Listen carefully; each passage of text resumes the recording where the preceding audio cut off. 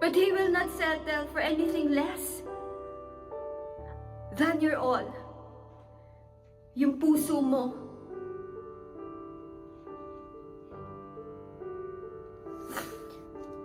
Yung relationship with the Lord is so gracious and merciful. He is super kind. Pero pagdating sa relasyon,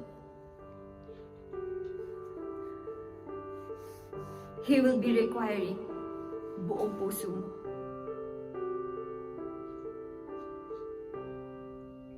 He will be requiring kabuuan ng pag-ibig mo, buong pag-ibig mo. Ayaw niyan may kahati.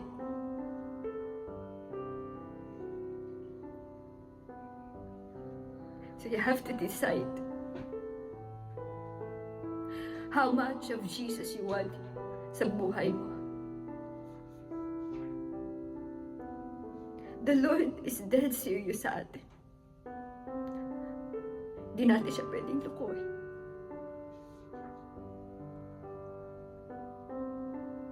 Bibigay natin ang buo sa Kanya.